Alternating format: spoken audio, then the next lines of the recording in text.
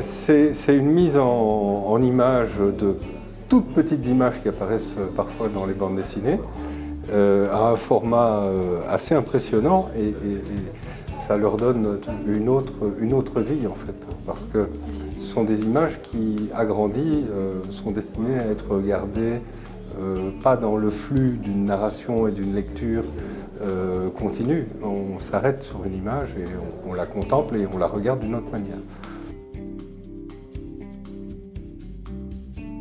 Ils sont incomparables parce qu'on avait l'habitude dans les années 80 de réaliser des sérigraphies, parfois des couvertures, parfois de certaines images des albums. La sérigraphie, il faut savoir qu'on a un nombre de couleurs assez limité qui varie entre 4, 5 et 10, 12 au grand maximum parce que ça coûte très cher, le passage couleur, et tous les dégradés et toutes les nuances qu'on a dans l'image de l'album disparaissent un petit peu avec la sérigraphie parce que ce sont des choix qui éliminent beaucoup de nuances de teinte et donc ce qu'on n'a pas avec le art strip parce que c'est vraiment le fichier numérique qu'on agrandit et on a toute la puissance de l'image.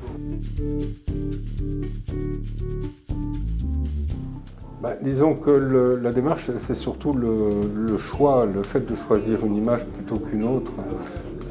Parce que toutes les images ne sont malheureusement pas réalisables en art strip.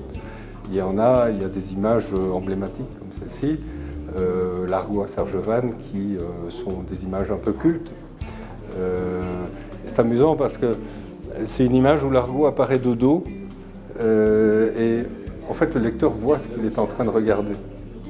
Alors que souvent, on pourrait se dire que ce sera plus intéressant d'avoir le personnage de face, mais de face on voit le hors-champ, ce qu'il ne voit pas derrière lui, et je trouve l'image moins intéressante. Le fait de le voir de dos donne à contempler ce qu'il est en train de voir et sur le paysage sur lequel il est en train de méditer en fait. L'image a été inversée. Parce que dans la bande dessinée, l'image est coupée à ce niveau-là à peu près. Donc j'ai rajouté une partie, on l'a considérablement augmentée en hauteur et on l'a retournée. Alors, dans l'histoire, elle avait un sens qui était le sens narratif qui était nécessaire, qui orientait l'Argot de gauche à droite et regardait vers l'avenir. Et ici, l'Argot regarde plutôt vers le passé, parce qu'on sait bien, sur notre ligne du temps et avec notre style, notre modèle d'écriture, le passé est du côté gauche et l'avenir est du côté droit. Et donc, voilà, j'ai plutôt orienté le personnage pour donner une intemporalité à l'image.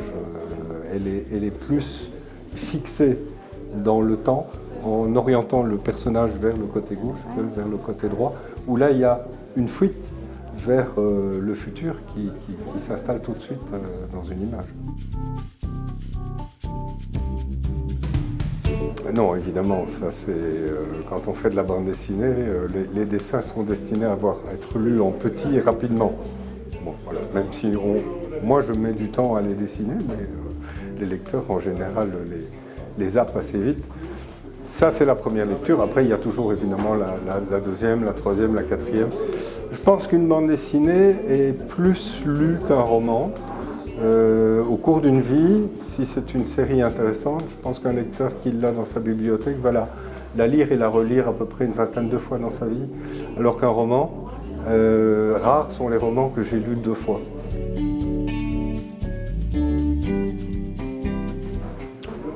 Ça me réjouit un peu, ça m'attriste toujours un petit peu de voir partir une page, mais bon, ça fait partie du jeu. Je me dis qu'il y a des gens, des lecteurs, que la série les a baignés dans leur jeunesse et ont envie, en achetant une page, de renouer avec cette jeunesse définitivement disparue. Et donc c'est un peu une Madeleine de Proust pour certains.